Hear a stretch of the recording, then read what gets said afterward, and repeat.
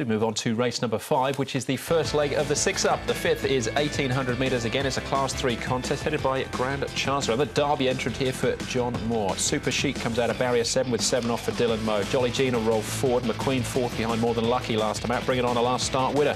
Rule V won at the Valley over 2,200 a couple of starts back. And down to Acclaimed Light, who was behind. Bring It On New Year's Day. He finished 4th.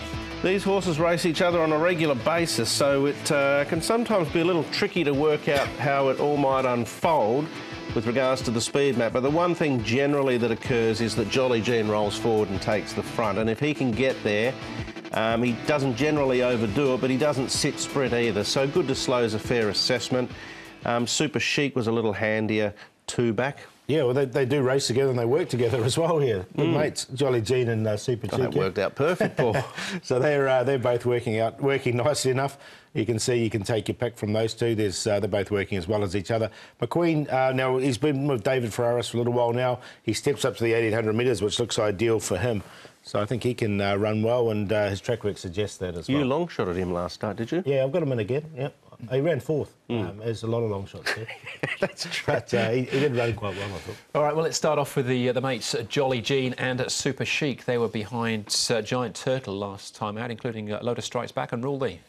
Yeah, look, there's not a great deal between a lot of them, really, is it? This was a bit of a sit sprint with Giant Turtle sort of fending off the challengers. I thought the run from Rule D was OK. I thought the run from Super Chic was good. I thought the run from Lotus Strikes Back was good. Blinkers go back onto him. So you can make a case for all of them. But I just think Rule D coming up with barrier 4 can probably get into the ideal spot, 1 out, 1 back, or, you know, just behind the lead on the fence. So for me, he'll probably have a little advantage in that respect. Yeah, they do race each other up, there's also. And that was 2,200, so back to 1,800 now. And there wasn't much between any of those, really. Yeah, his win at the Valley, too, was really good, Rule D. So. All right, OK. Bring It On was a last start winner, again, with a few of these reopposing once more. Ty Smarts, Acclaimed Light and Grand Chancellor, but this was a couple of starts back for him. Yeah, I've used this as the main form race because I thought it was a good win here from Bring It On. And Ty Smart, he got to the front and looked like he was going to win. Then Bring It On came on the outside, and then Bring It On just went right past him here. And I just really like the way Ty Smart sort of knuckled down and fought back. Now, he did get beaten eventually, but it wasn't by much. Here, you could almost think Ty Smart was going to come back and beat him. So I'm going to give him the opportunity to do that on Sunday. Yep, I'm pretty sure I got both of them in the tips.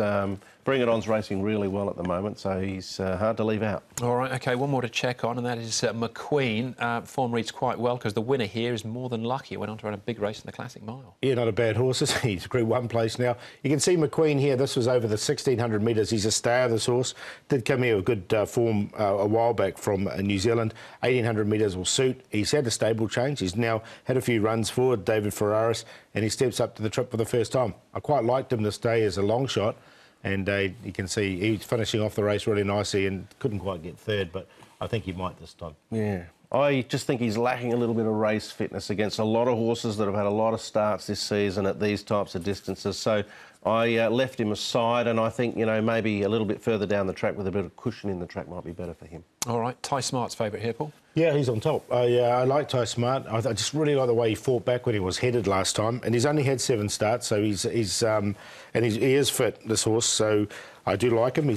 He only started racing this season, so he's had the 7 runs this season. Him on top to beat McQueen. 1,800 looks ideal. Bring It On, win a good race behind beating Ty Smart last time, and Super Chic will be on the pace. So I went 9-4-6-2, but I do like the 9 in this.